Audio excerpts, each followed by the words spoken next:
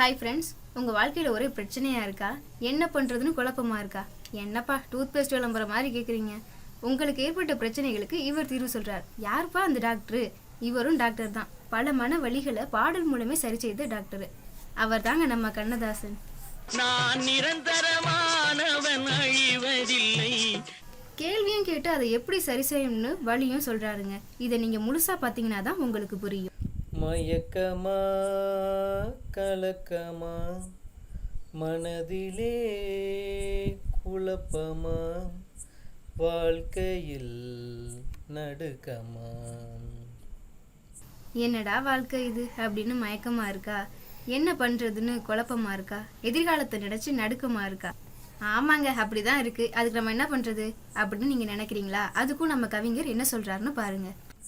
வாழ்க்கை என்றால் 1000 இருக்கும், வாசல் தோறும் வேதனை இருக்கும். இப்படி எல்லாருக்கும் தான் கஷ்டம் இருக்கு, உனக்கு மட்டும்தான் இந்த மாதிரிலாம் நடக்குதுன்னு நினைக்காதீங்க அப்படின்னு சொல்றாரு. எந்த வீட்டுலங்க பிரச்சனை இல்லை? எல்லா வீட்லயும் தாங்க பிரச்சனை இருக்கு.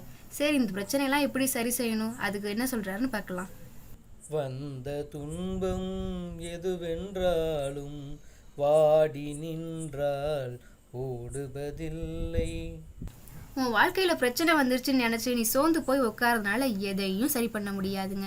அதுக்கு நம்ம என்ன செய்யணும்னா, எதையும் தாங்கும் இதயம் இருந்தால் இறுதி வரைக்கும் அமைதி இருக்கும். ஆமாங்க, இதுதான் நடக்கணும் அப்படிங்கிற எதிர்பார்ப்பு மட்டும் இல்லாம எதையும் சமாளிக்க முடியும் அப்படின்னு இருந்தோம்னா நம்மளால எல்லா பிரச்சனையும் ஃபேஸ் பண்ணலாம்னு சொல்றாருங்க. என் வாழ்க்கையில் இவ்வளோ கஷ்டம் இருக்கிறப்ப நான் எப்படி சந்தோஷமா இருக்கிறது அப்படின்னு நீங்கள் நினைக்கலாம். ஆனால் அதுக்கும் நம்ம கவிஞர் பதில் சொல்கிறாருங்க. ஏழை மனதை மாளிகையாக்கி இரவும் பகலும் காவியம் பாடி. நம்ம ஒரு குடிசை வீட்டில் வாழ்ந்தா கூட நம்ம மனசளவில் அது ஒரு மாளிகை மாதிரி கற்பனை பண்ணி வாழணுங்க. கற்பனைக்கு பணம் இருக்கணும் அவசியம் இல்லைங்க. மனசளவில் நம்ம சந்தோஷமாக வாழணும்னு சொல்கிறாரு. சரி, இப்படியே நம்ம வாழ்க்கை போகுமா, நாளைக்கு என்ன செய்யறது அப்படின்னு நீங்க யோசிக்கிறீங்களா? அதுக்கும் நம்ம கவிஞர் என்ன சொல்றாருன்னு கேளுங்களேன். நாளை பொழுதை இறைவனு கழித்து நடக்கும் வாழ்வில் அமைதியை தேடு, நடக்கும் வாழ்வில் அமைதியை தேடு. நாளைக்கு என்ன பண்றது அப்படியே நீங்க யோசிச்சுக்கிட்டு இன்னைக்கு இருக்கிற வாழ்க்கையை நீங்க மிஸ் பண்ணிடாதீங்க. நாளைக்கு என்ன நடக்கும்னு யோசிக்காம அதை கடவுள் பார்த்துக்குவாருன்னு விட்டுட்டு இன்னைக்கு நீங்க வாழ்ற வாழ்க்கையை சந்தோஷமா இருந்துட்டு போங்க அப்படின்னு சொல்றாரு. நடக்கும் வாழ்வில் அமைதியை தேடு. நம்ம இப்படி கஷ்டப்படுறோம், இவெல்லாம் இப்படி சந்தோஷமா இருக்கிறான்னு நினைச்சு பொறாமப்படாதீங்க. உனக்கும் கீழே உள்ளவர் கோடி, நினைத்து பார்த்து நிம்மதி நாடு. அவன் ஷூ போட்டிருக்கான், நம்ம செருப்பு தான் போட்டிருக்கோம் அப்படின்னு நினைச்சு கவலைப்படாதீங்க. சில பேர் காலே இல்லாம இருக்கிறாங்க. அப்படி காலே இல்லாம இருக்கிறப்ப நம்ம கால் இருக்குன்னு நினைச்சு சந்தோஷப்படுங்க. இப்படி வாழ்க்கையில பிரச்சனை மட்டும் தான் இருக்கு அப்படின்னு நினைக்காம சின்ன சின்ன விஷயத்துலயும் சந்தோஷப்படுங்க. இதை நான் சொல்லலைங்க, இது நம்ம கண்ணதாசன் சொன்னது.